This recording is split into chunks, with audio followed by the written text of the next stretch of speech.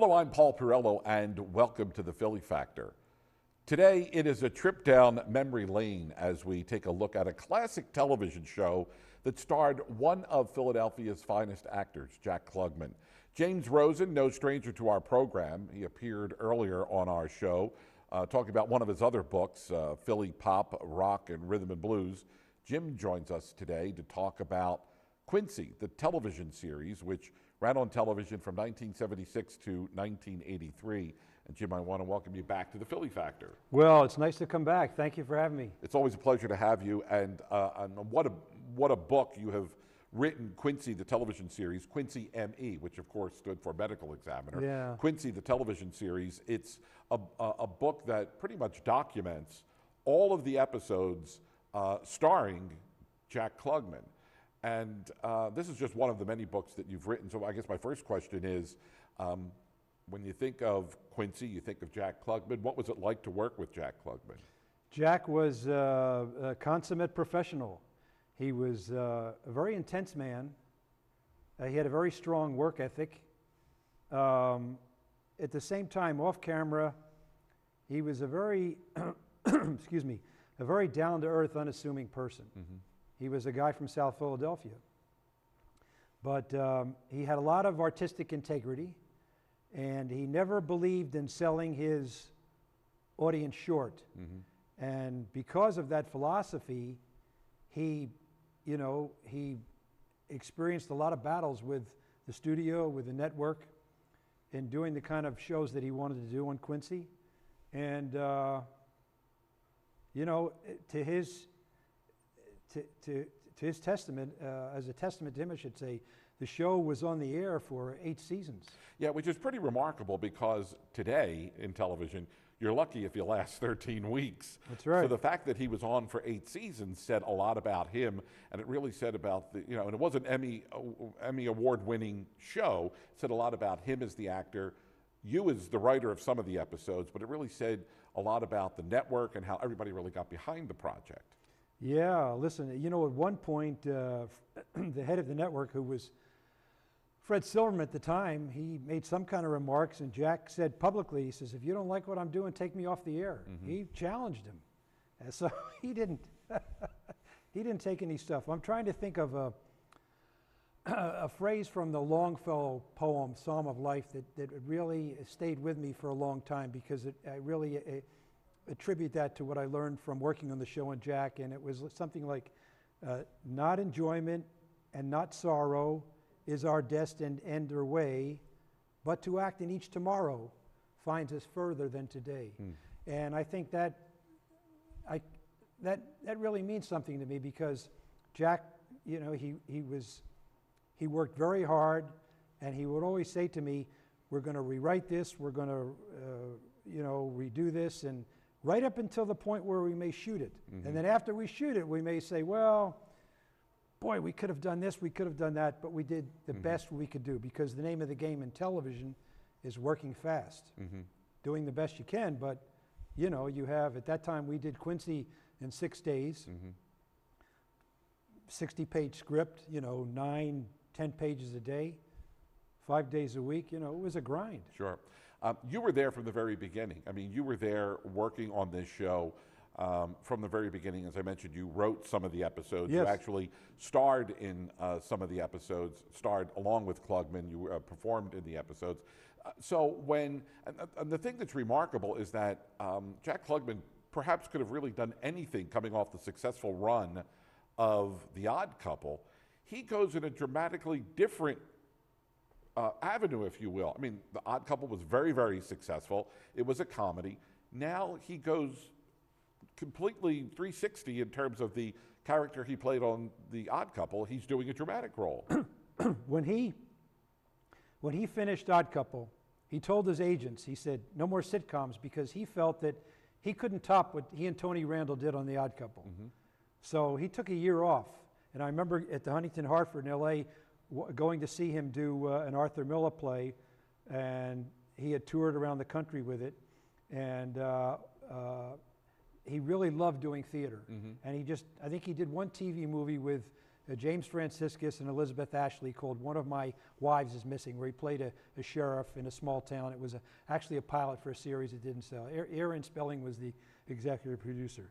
Outside of that, I don't think he did anything. And he told his agents, no more 30-minute sitcoms. And he must have got 100 scripts submitted to him that were all sitcoms. Really? Yeah, that figures. And right. finally, over at Universal, there was a guy, Lou Shaw, that had developed a series about a forensic pathologist who solved crimes in a laboratory. And Jack had come out of an experience with his throat and a doctor, had a very profound respect for doctors, and was very interested. Now, they had originally written it for Robert Wagner, because the man that became the co-executive producer with Lou Shaw was Glenn Larson. He was a very prolific producer at Universal. He had tons of series on the air. And he had Robert Wagner in a series with Eddie Albert called Switch. But that became a hit, so Robert Wagner was no longer a candidate. But he envisioned that kind of series where you had a guy stepping over bodies, a playboy, girls running down the beach, car chases. Well, Jack wanted none of that. So when he stepped into the picture, the series had a whole different, theme. Sure. How much clout did Jack Klugman have then? I mean, you talk about the battle that he had with Fred Silverman, who was the head of the NBC network at the time. I mean, how much clout did Jack have? I mean, you said he was given 100 scripts, all of them sitcoms. He could pick and choose whatever he wanted to do. He decided to do this. But once production started, and you talked about, the production and how he would want to do different things or whatever. I mean, but how much clout did he really have on the show? He had a lot of clout. At the end of the first year, Glenn Larson left because he went on to do other shows. He had other shows in the lot. He had the Hardy Boys. He had Nancy Drew. He had BJ and the Bear. Battlestar Galactica. He had tons of other shows to executive produce. So he left Quincy, and Jack really took a hold of the show. And he began, as the show progressed, to do more and more episodes about relevant storylines, which was his heart and soul. But he had enormous clout. What happened was, during the first season, there were a couple of shows that they did that really, whet his appetite. One was called Let Me Light the Way, which was a show about rape. It was with Adrienne Barbeau and David Molsinger, who later became the executive producer that Jack wanted. He wrote and directed the episode, and it was about rape. And it was about teaching, really, as a result of that episode, teaching nurses and doctors not to destroy evidence when rape victims were admitted to a hospital, because the DNA that they were able to extract from, evidence enabled them to help maybe catch and prosecute the people that were responsible. So that was one episode, and then he did another one on child abuse, I think it was called A Good Smack in the Mouth. It was a very poignant episode. And I think after doing those two shows, the first season of 1-hour shows, after the initial 5 90-minute shows they did, he said, these are the kind of storylines I want to do. Now, the second season, there were not a lot. They were more murder mysteries and things that were solved forensically, once in a while a caper show. But as they got into the third year, then he began to do more and more relevant topics. And that was the first show that I did with him about an autistic child, called A Test for Living. I want to mention that, when we talk about, Jack Klugman, the actor, he didn't initially set out to be an actor. He actually went to college, university out in Pittsburgh, if my memory. Carnegie Tech. Yeah. So how does he go from going to Carnegie Tech to becoming an actor? Well, I don't know. I think before he graduated, I think he did study drama. Eventually, studied drama there. And then he went to New York, and he really cut his teeth on summer stock and off-Broadway, and live television. But, I can't say enough about his artistic integrity. He really put, that integrity and his dignity before pleasure. It was very important to him that he do the best that he could do. And if you look at all the other actors that came from the stage, they were the same way if they got into a television series and they were a lead, because they felt a responsibility and their name was above the title. So they, you know, they weren't about to do something that they thought was an inferior product. We're talking with James Rosin. His book is Quincy, the television series. It's all about the Emmy Award-winning television series, which went on the air in 1976 through 1983, about the crusading Los Angeles County medical examiner. And one thing that I found out is that oftentimes when we talk about Quincy M.E., you think, well, that's the name of the show. He was referred to as Dr. Quincy, but did Dr. Quincy have a first name? It was never revealed. Never. The closest it came, in fact, I was in that particular episode. It was called, I think, Accomplice to Murder during the second season. He showed someone his card, and I think it said Dr. R. Quincy, but never. And was there a reason for that? I mean, was it just... I don't know. It was one of those unsolved mysteries. That was a mystery that was never solved. Yeah, for sure. And most people never say Quincy M.E. It's always Quincy. Quincy, right. But the official title was Quincy M.E. Yeah. And the show goes off in 1983. It was 146, 148 episodes. Something like that, yeah, 146. Was the show, dare I say, canceled, or did Klugman have enough and decided that they were, you know, he was going to walk away from this? I think the ratings, were still decent, but they had enough. You know, the thing about series television, it still holds true today. If you shoot 5 seasons of a show and you have 100 episodes, then you have enough for syndication, which is where the studios make their money. Sure. You know, usually when they show a show, they deficit finance the show, and then when it's shown and there's a rerun, you know, they make money back from it. But syndication is where it's at now. To be very honest, after the 3rd season, Jack was ready to quit. Really? Yeah, the 4th season, I was not there. I was living in New York and working on some of the soaps and doing off-Broadway plays, which he encouraged me to do, by the way, to grow as an actor. And he had a heck of a time. He was very unhappy with the producers. He was unhappy with the scripts.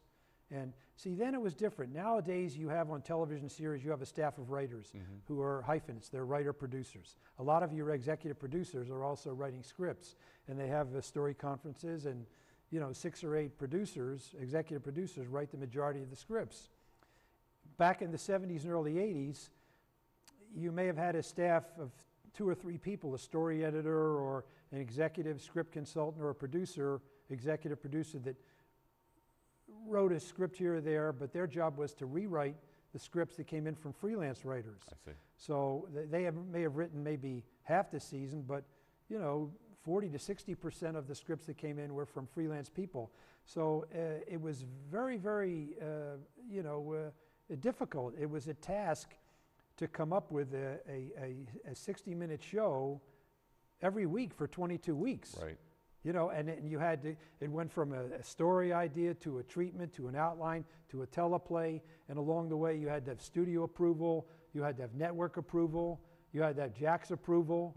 I mean, it was a daunting task, so that, you know, it was a very tumultuous time, I think, the 4th year, and he really wanted out, but he was under contract. It wasn't until the final 3 years that he got the staff that he wanted. There was David Molsinger, Jerry Taylor, Michael Braverman, and Sam Egan, who was there the 4th year. And all 4 of those people went on to enormous success in other shows. You mentioned that some of the subjects and topics that they broached at this time, kind of cutting edge, because you wouldn't necessarily see some of the topics that were explored on Quincy on other television shows. And so when we talk about those groundbreaking programs, you know, Quincy was right there at the forefront, taking on some of the contemporary issues of the time. Today, we take these things for granted because of our, you know, way television and movies are today. But back then, in the 80s, it was, I wouldn't say it was taboo for some of the subjects, but I'm sure the network censors and the network brass would probably scratch their head when they would see a story idea, thinking maybe this isn't something we get into. They didn't like it. I mean, there were network executives that, you know, thought that socially relevant storylines were anathema to the audience, to the ratings. And Jack was adamant about doing them. He just felt that they were informative. Some of the shows they did helped to enact legislation and change laws. But, you know, autism, domestic abuse, airline safety, environmental pollution, Tourette syndrome. He went and testified before Congress. I think President Reagan passed law to enable, to make it easier, I think, for some of the pharmaceutical companies to manufacture what was an orphan drug. So when you think about that, you know, it really, it was cutting edge and groundbreaking, and it really served humanity. But the networks, you know, were, excuse me, they were interested in ratings. Sure. It's a big money business, and even more so today. But Jack, he found an audience with those kind of shows, and then the audience saw that the ratings were good, so they left him alone. Jack never lost sight of the fact that he was a South Philly boy. I had the opportunity to interview him many years ago, and he always felt part of the fabric of Philadelphia, even though he had not been back here in quite some time. He was on a book tour at the time because he had just released his biography, but he never lost connection with his Philly roots. No, he didn't. He really was, he was a down-to-earth, unassuming individual. But he was, you know, he had a temper, and I think his wrath was his vulnerability. You know, Bob Ito, who played Sam Fujiyama, he once said about Jack, if you have a board meeting, you always have someone that'll stand up and make a point. Well, Jack would jump up on the table. He wasn't taking any chances that anybody would miss his point of view. Right. I'll never forget, I think a story I related to you. I was in New York. I had moved from LA to New York, and I was going back and forth, and I wrote a story for an episode called The Hope of Elkwood about a runner and his coach, and I was going to fly out because I was going to play a role in it. And I'm walking down Columbus Avenue, and there's Tony Randall, who lived around the corner from me. So we started talking, and we're walking in the same direction, and I told him I was going out to work with Jack. We turned onto 72nd Street, and right before he goes into a store, he says, I'm going to leave you now. I said, okay, nice to see you. He says, wait a minute. And I turned back to look at him, and he had these kind of mellow, pale blue eyes. He was a dear man, Tony Randall. But a consummate professional actor like Jack, they went through a lot of producers in Odd Couple. They were tough because they had high standards of excellence. He looked at me like a father looked at his son, and he said, I want you to remember something. And I didn't know what he was going to say. He said, if Jack ever yells at you, I don't want you to take it personal. It's because he wants you to be better than you are. Yeah, some great advice from one of the best. There's no doubt about it. I still remember that. I never forgot it. Yeah. You've brought some pictures along that we're going to share here, and I guess I'll just hold them up to this camera if we can. This is a picture of you and Jack. That was from an episode called The Hope of Elkwood. That was where I played a track coach, and that was out in Valencia, because you know the show would go on location 3 days a week and average 3 days at the studio, and we were out at College of the Canyons in Valencia. That was a fifth season episode. So you're playing a track coach in that episode? Playing a track coach in that, yeah, and I wrote the story. And then here again This is the episode where I think Jack reveals the card that shows his initial. Really? That was called Accomplice to Murder, and I played a police officer that he's questioning in the squad room. That I saw a man. I thought a man hit his wife, but my partner contradicted me, and I didn't want to upstage him. So that was a scene where he was quizzing me, And that was not the track coach who goes to become a police officer. These are two different characters. That was an earlier show. That was the second season. That was 2 or 3 years before the one where you showed of Jack and I. Yep. And then we have a third photo That here. was another one I did. That was the last one I did, 1983, I think. That was called On Dying High with Roger Miller, Kelly Preston, Ed Burns from Ed Kooky Burns, and Henry Beckman, who was a very fine character actor. A lot of people remember him from Peyton Place. And I was an emergency room doctor, and that was about freebasing. Yeah. An interesting story. After we filmed that episode, because it was a takeoff on Richard Pryor's unfortunate incident, I'm driving down the street, main drag of Universal, going home, just wrapped, and who crosses in front of my car but Richard Pryor? His bungalow, ironically, was right next to the Quincy bungalow, but I had never seen him.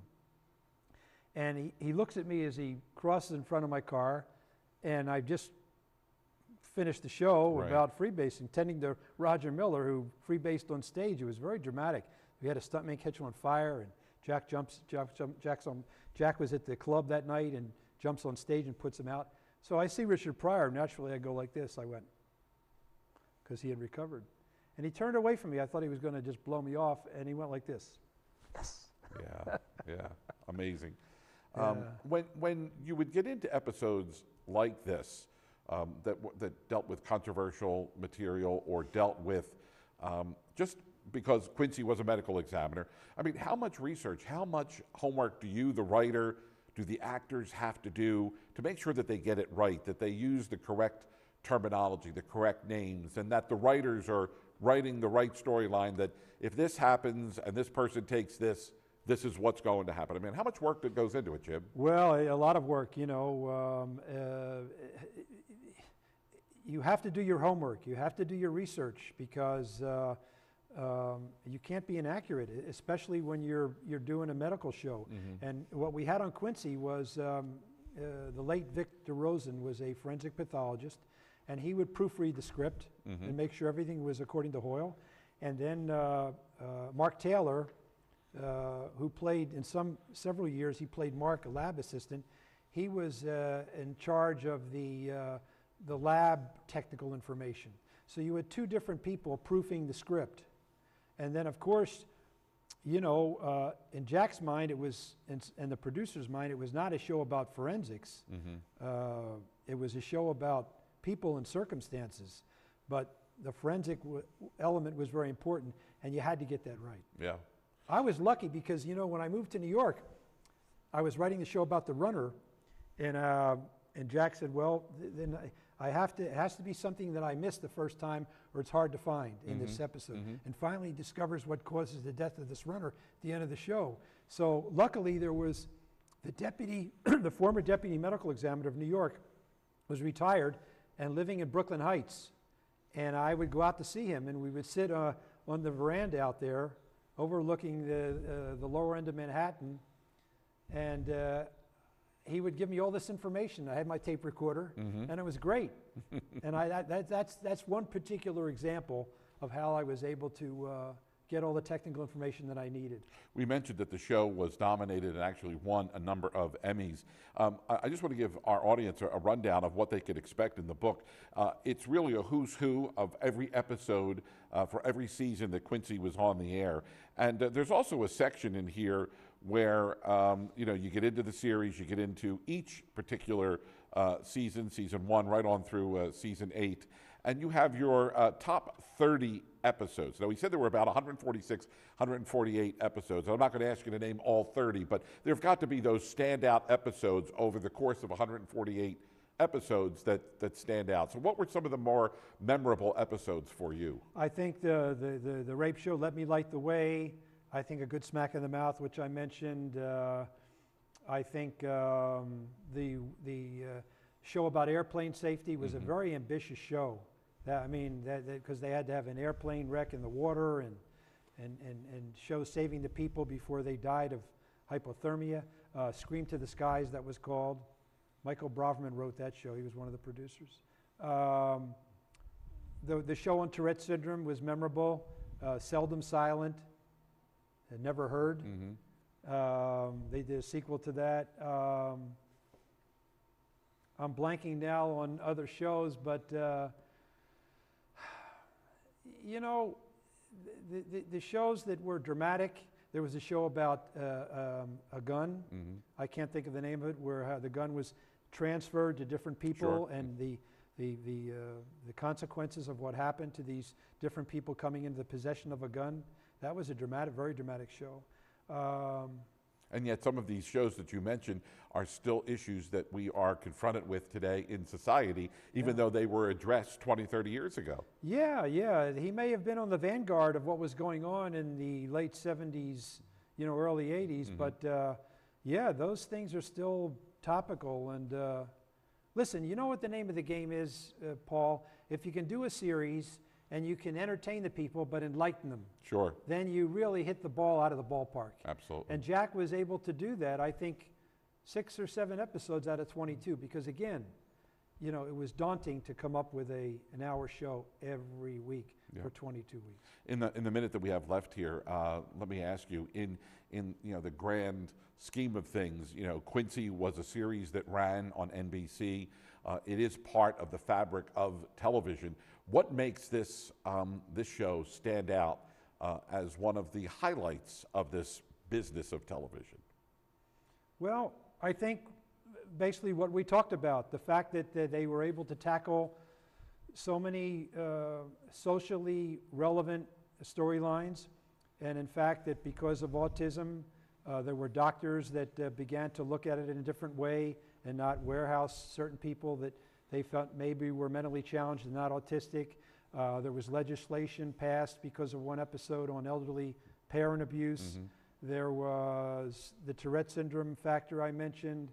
I think they opened up the airlines to think about the airplane safety issues that they tackled in that episode.